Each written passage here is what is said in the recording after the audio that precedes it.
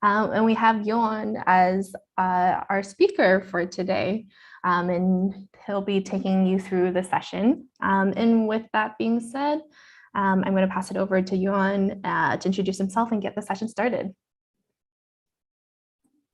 Perfect, thanks. Let me hop over and share my screen with my slideshow.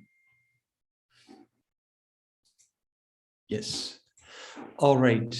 So, hello, everyone, and thanks for the introduction. So, I'm Joran, and during my day-to-day job, I'm the product lead at Consensys Diligence. And so at Consensys Diligence, what we do is, on the one hand, we do audits, and this is probably what we're most well known for. But we also have a product side. So we've built Mythex as a vulnerability scanning tool. And right now we're actually working on a new product called Diligence Fuzzing, which has some relation to the workshop that I'm going to be giving today, and I'm going to show some sneak peeks as well. But the workshop today is really going to be all about Scribble, which is a super nice tool that I'm going to explain in a second, and how you might apply it to your integration with Uniswap contracts.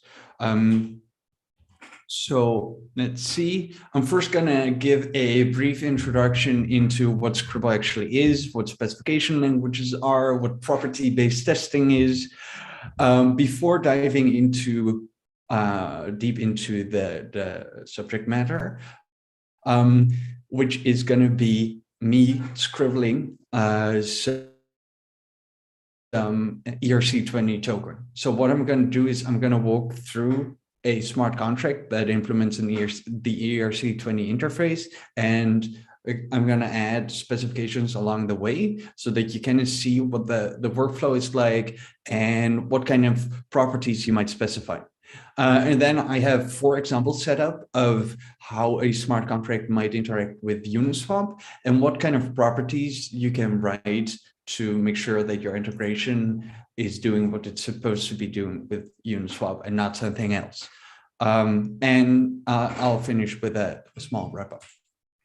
I'm going to try to do the workshop part for about 40 minutes so that we have enough time for questions and to dive deep into custom topics. All right.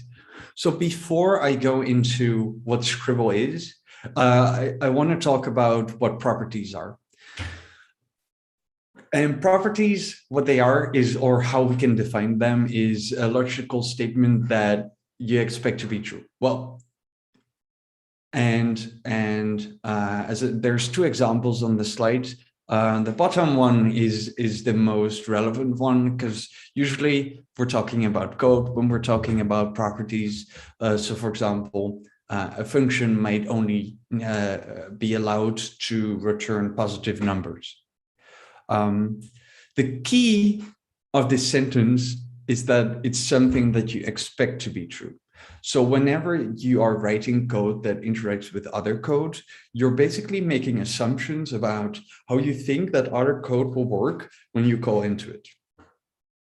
And this is also where a lot of bugs come from, when you think something is supposed to be doing something, but it is actually doing something else. So your assumption is invalid. And that's why you want to test those properties, those things that you expect to be true. And that's where Scribble comes into play and what it helps you do. So Scribble is a tool that we built. It's been released for, I think, about a year now. We released it around this time last year. And it's basically 2 things combined. On the one hand, it's a specification language, like a programming language, essentially. And on the other hand, it's a runtime verification tool. So a specification language is essentially something, or a language, a programming language, a formal language that you use to write properties in. Scribble is based on Solidity wherever we can, so that it's easy to use. and you write these properties as annotations, or what we call annotations. This basically means you write code comments that in this language next to the code that you're describing,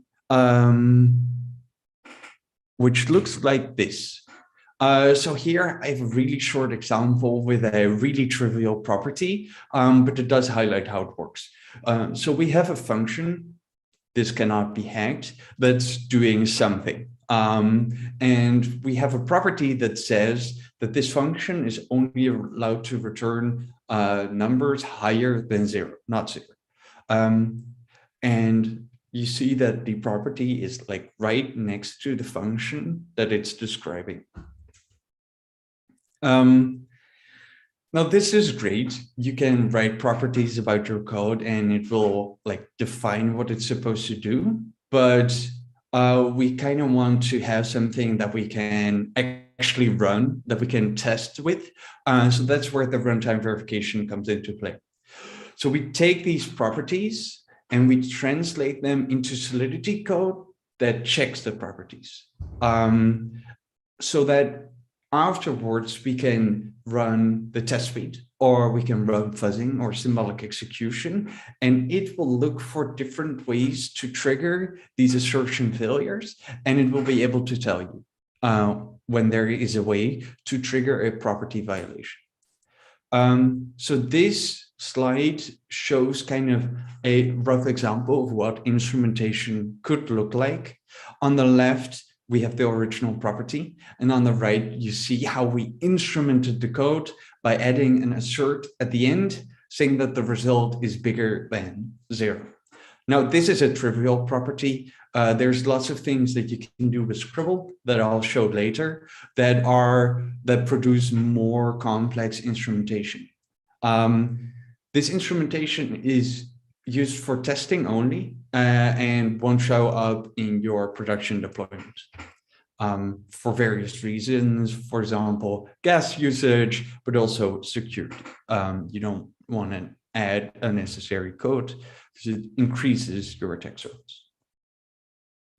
So here's one way to think about testing with these properties, or this is also called property-based testing. And it's essentially, you can think of it as an extension to parametric unit tests.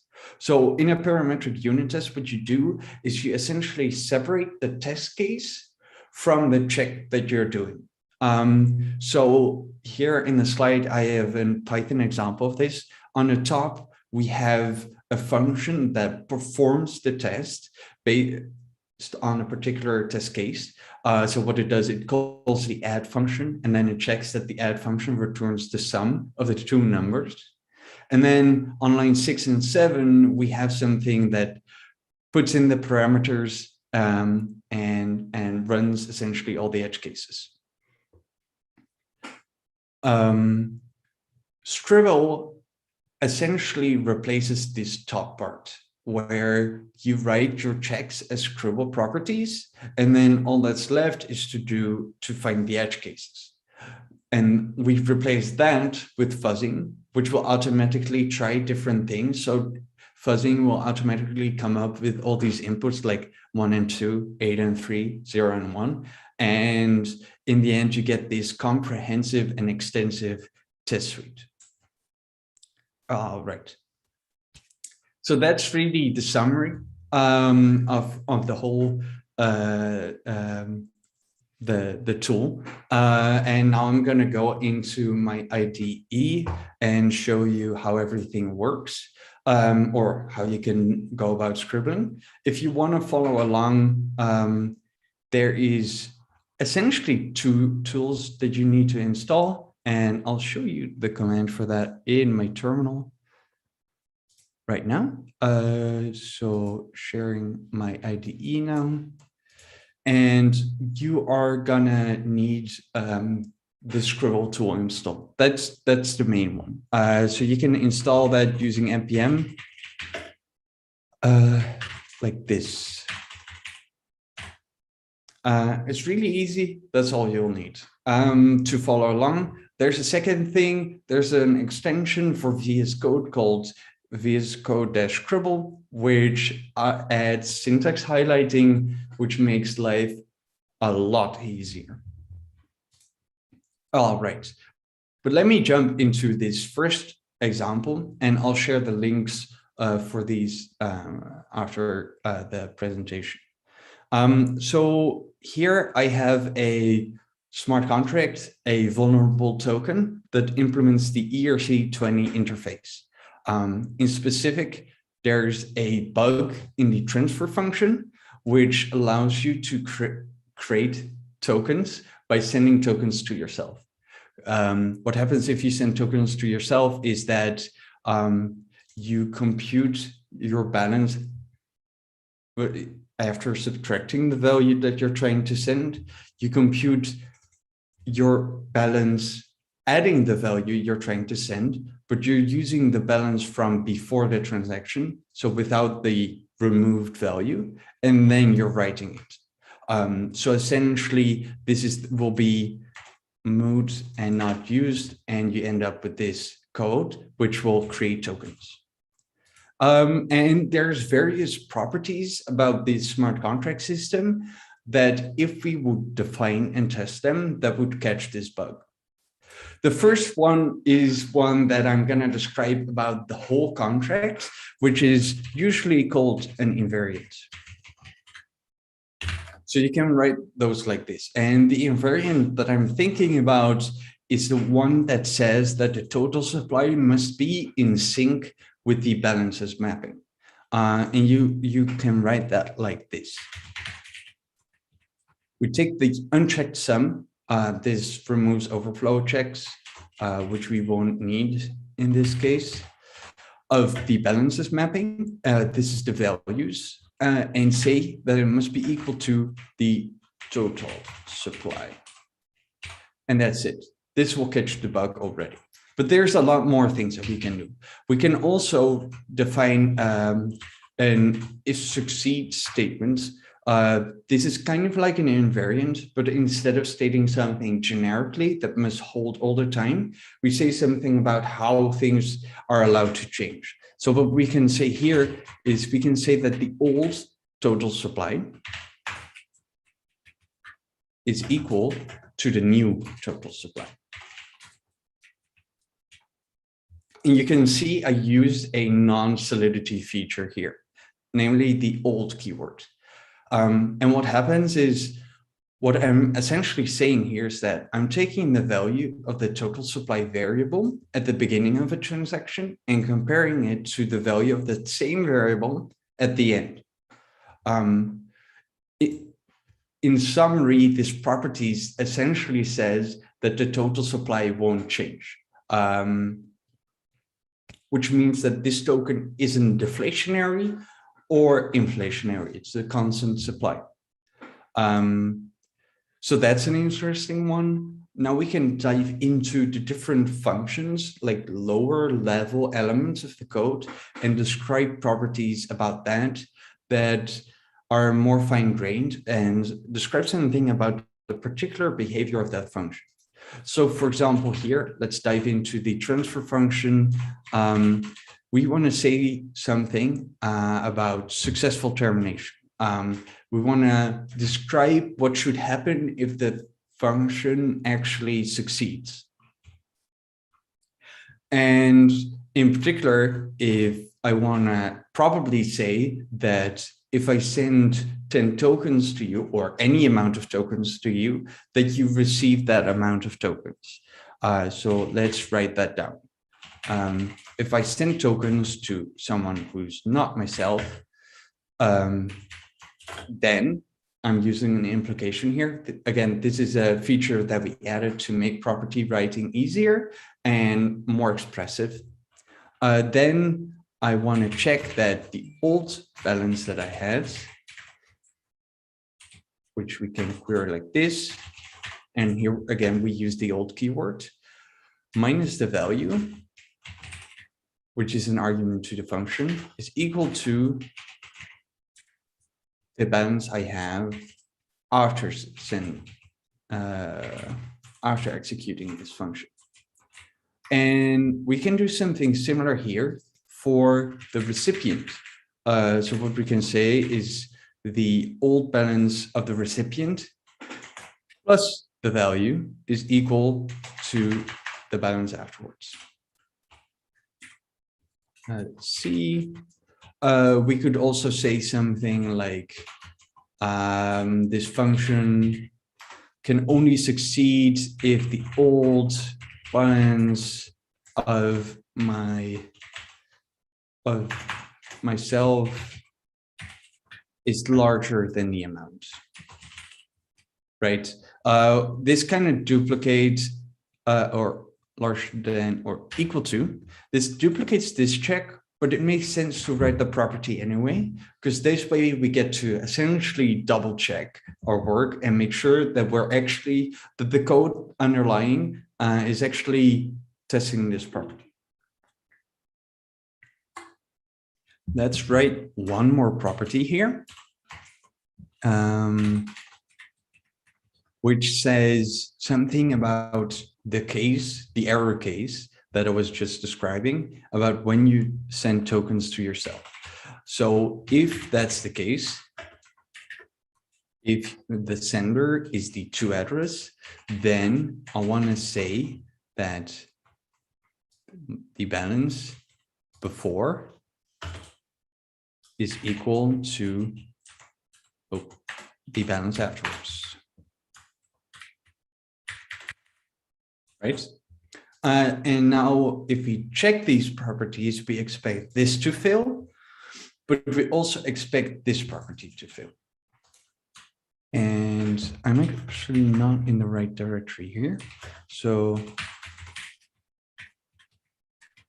let me go into Scribble exercise 1. Now I can use the Scribble command line interface to take these properties and translate them into code that checks it. So let me do that real quick. You can do that by running this command, --arm files, contracts, and then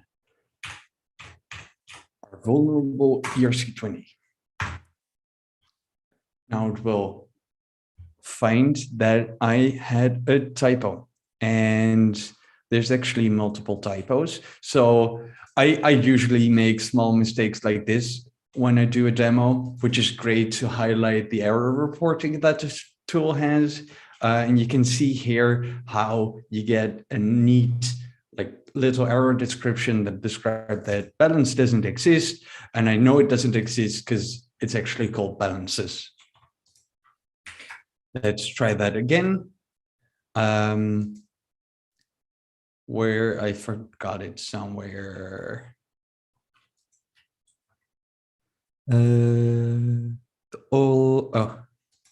Over here, fixed. Let's see, what am I? Yeah, it's not called amount, it's called value.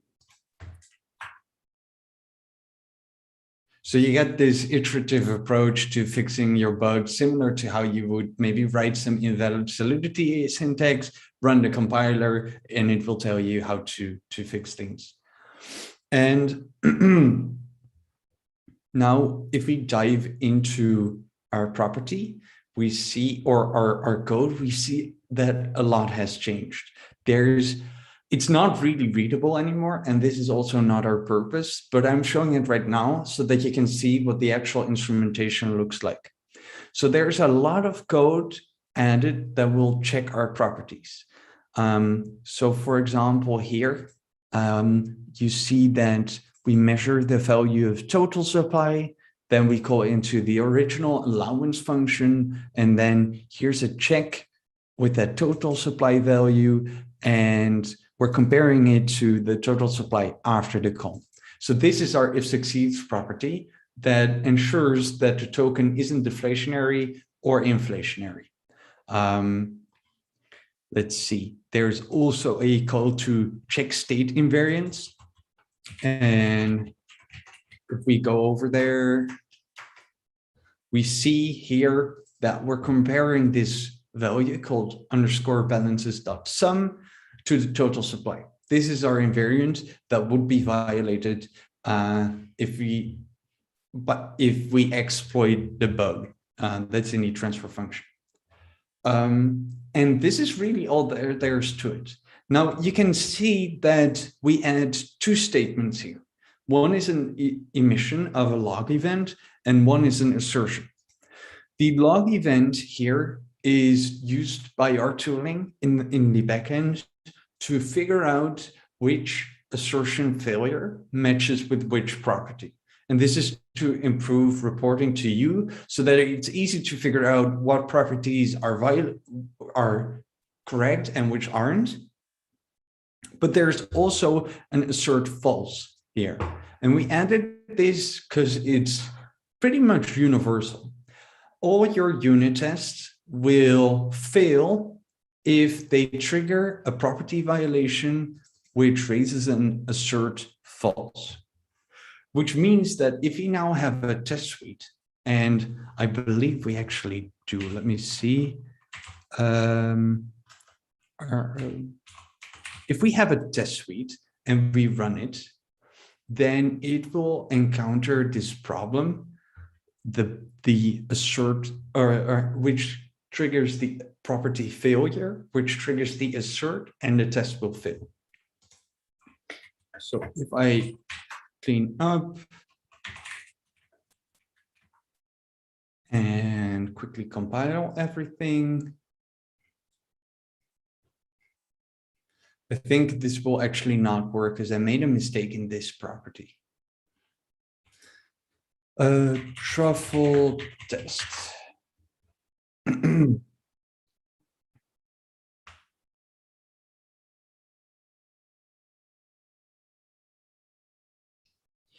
Yes. We see here that a property was violated, which caused the whole test suite to fail,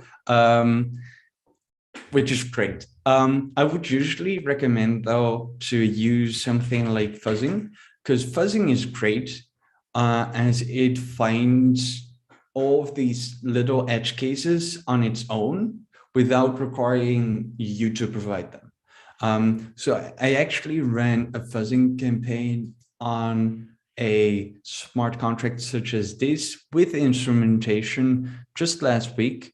And I'll walk you guys through that. Yes. So there's a lot of data here, and I realized that I should have done the easy mode that doesn't overload you right away, and just has the necessary data. So there's a few fields here. We have test cases per second. This gives you kind of the speed of the fuzzer. In this case, it's 0 because the fuzzer stopped. We have the total code coverage achieved during fuzzing. We have the amount of time that we fuzzed. We have a neat little metric here that describes the chance that we missed something, or it really describes the chance that we'll find something else, like more coverage in the next hour or so. And we see that there's some errors that the fuzzer found. And we can go into the code and actually look at those properties or those errors that got raised and see what's up. So we have a property here that checks whether the balance sum is equal to the total supply. And so if you remember, this is kind of like the invariant that we wrote. There's also a nice window here that gives you the counter example that the fuzzer used to figure out that this property is actually not valid or that it's violated. This is a test case essentially that exploits the smart contract. And here, if we inspect the trace, it's folding for some reason. All right, you can see that the origin, this is a little bit, this never happened to me before. The origin here is the same address that we're sending to. So the fuzzer found a trace where it, from its own account, called transfer to transfer tokens to itself. And it will mint this amount of tokens essentially to their own address, which raises the problem, raises the emission, and triggers the alert in this framework that we have. On the left here, you have a bunch of green bars, and these are exactly what you expect them to be. These indicate the coverage that the fuzzer was able to achieve. So we see here that we were able to cover all the transfer function, except for this little bit, which makes sense. This is what would be covered if the property is violated, which we can see here. But since this property is valid, the property that's being checked here, this code is unreachable, and we don't expect there to be coverage here. That's also one of the reasons why we won't reach 100% coverage here. All right. So that is really the basic workflow that we have when fuzzing or when doing property-based testing. We first write Scribble properties, then we take the smart contract and instrument it and give that to the fuzzer to automatically try tons of input and to be sure that the code is doing what it's supposed to be doing. Now, I have a few examples set up that kind of show you how you could use this if you were working or interfacing with a smart contract or with a Uniswap smart contract. And I am using Uniswap v2 for a lot of these examples because it's just a little bit easier to reason about in the amount of time that we have. All right, so let me open up this again. And yes. So I didn't really bother with the implementation of the function. This is just to highlight the idea. So here we have a contract that has some functions that, oh, this should be payable. It has a function where you send ETH into it, you give it an amount and a token, and you have it take care of the rest. In this case, I'm expecting this function to call into a Uniswap pair to make the trades. Maybe it has some custom routing implementation. I don't know, but from the perspective of the property, I also don't really care because all I want to check is that the effect that I want there to be is actually taking place. So the first thing, like the effect that I want this function to implement is that after the transaction, I get amount more of tokens. So I can write that in this property here, which says old. So we take the value of this expression at the beginning of the transaction of the balance of return value. We add amount to it and we say that the new value must be higher. So this is kind of like a slippage check. The second property says that we don't leave ETH in this contract accidentally, which you want to make sure because otherwise it might get stuck. And now we can instrument this and run our fuzzing. And what's great about this is that this property doesn't need to concern itself about how the function works and what the underlying logic is. It just needs to say what the function is supposed to be doing in the end. So you get to reason on this simpler, higher level. Another example is this, where we have a contract which has some liquidation function. So people have positions. I've used this amount value to indicate the size of their position, and they have their position in a particular token. Usually you have some way of liquidating positions when maybe, for example, the price goes in out of a particular range. But you want to make sure that you get enough back when you liquidate such a position. So here, what I'm doing in this property is saying that if the liquidate position function succeeds, so if it runs successfully, then I get at least this amount back, this amount of tokens back. So first I compute the size of the position. I assume there's some Oracle price that gives me like the value of that position. And then I say I want 95% of that back. And then we have this second line, which then describes, well, I take my balance before, add the minimum amount that I want back, and I say, well, after the function, my balance is bigger than that. So here we make sure that we get at least 95 cents on the dollar back.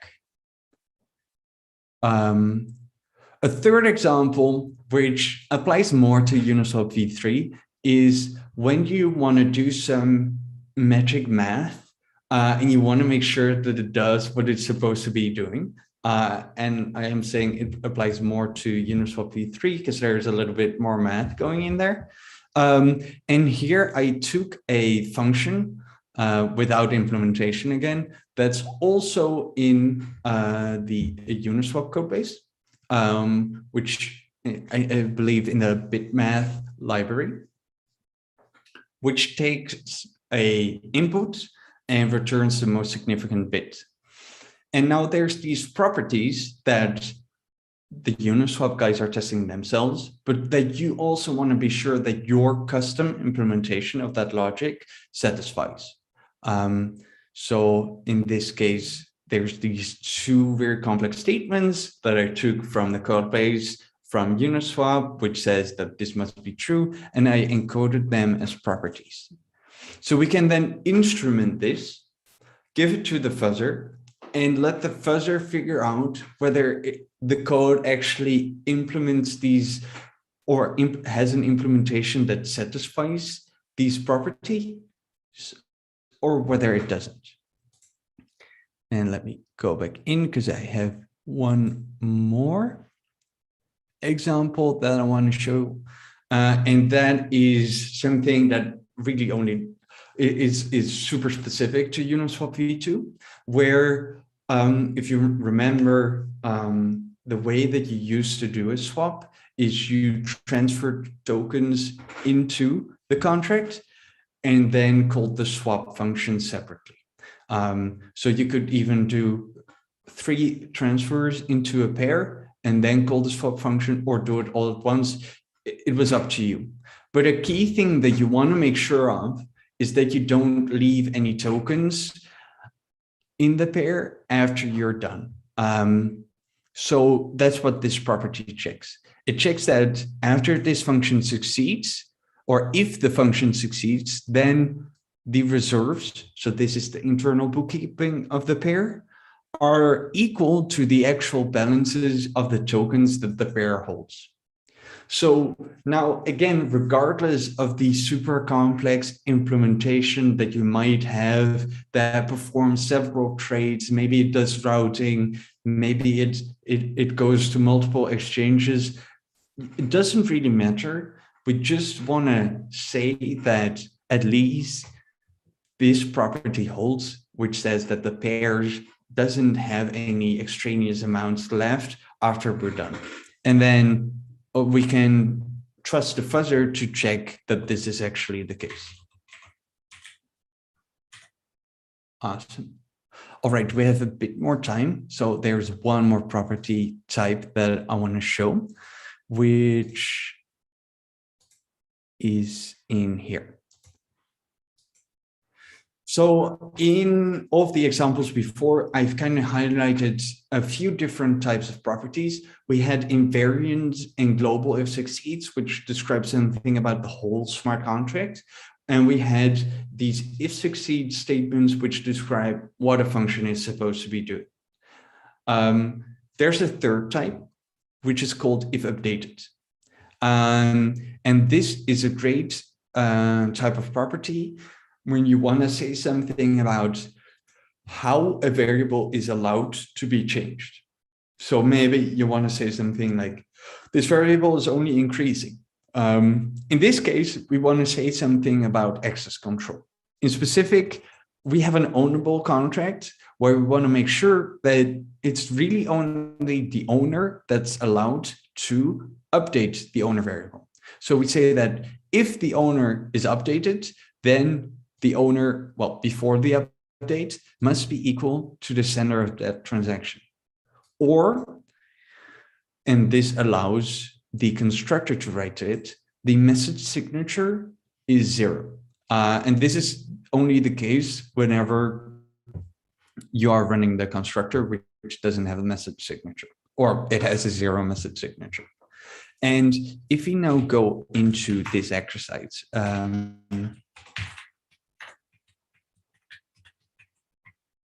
and run Scribble on ownable,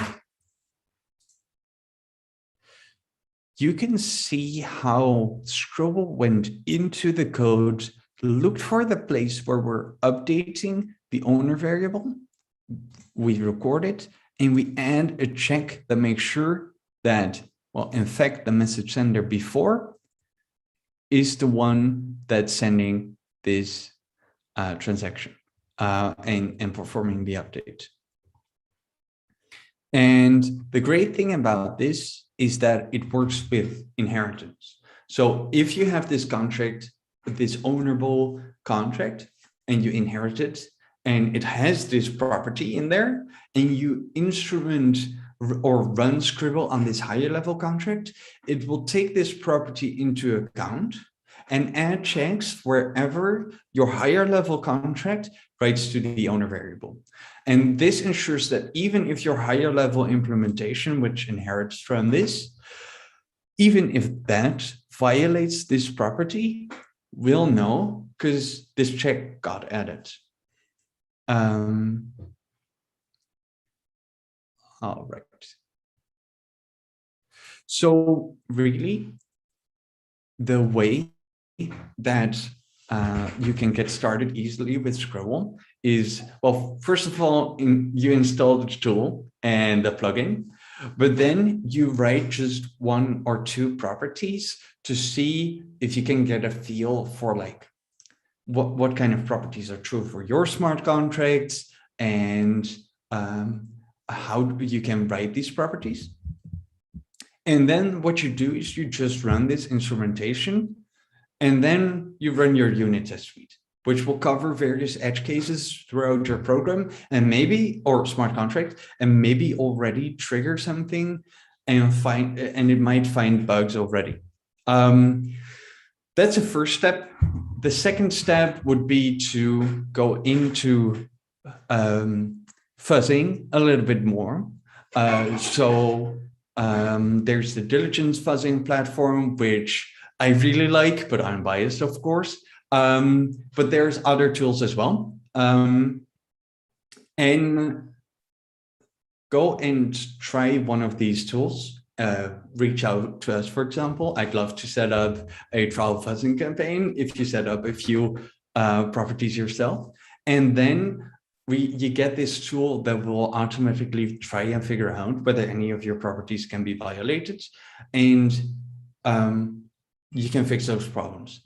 The next level, or the final level, really is to set this up in continuous integration to make sure that you're always checking and always fuzzing and always making sure that the code that you have deployed or that you have in your repository is all doing what it's supposed to be doing. You can think of it essentially as running your unit test suite, but much, much stronger, like a unit test suite with millions of test cases. All right. So that kind of summarizes, or that's kind of the body of the workshop. Let me share this slide for a second. With that, I'd like to open it up for questions. Well, first of all, thanks everyone for hanging out here. You can find us on the internet Consensys audits on Twitter. We also have a nice website. We have tons of articles explaining how you can go about scribbling, how you can do fuzzing, how you can think about properties. And we have lots of great resources there. So I really recommend checking that out. And so we have some time for questions now. I'm also going to be in the Discord, and you can also reach out to me anywhere, maybe Twitter. I'm happy to help with anything Scribble and any Scribble related questions. All right, so now I have time for questions. Let's see if there are any in the chat.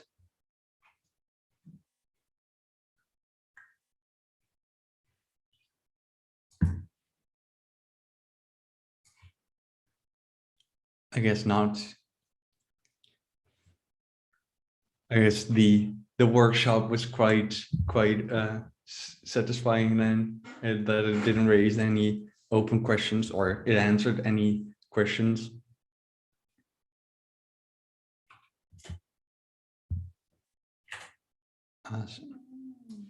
Feel free to unmute yourself to ask any questions as well.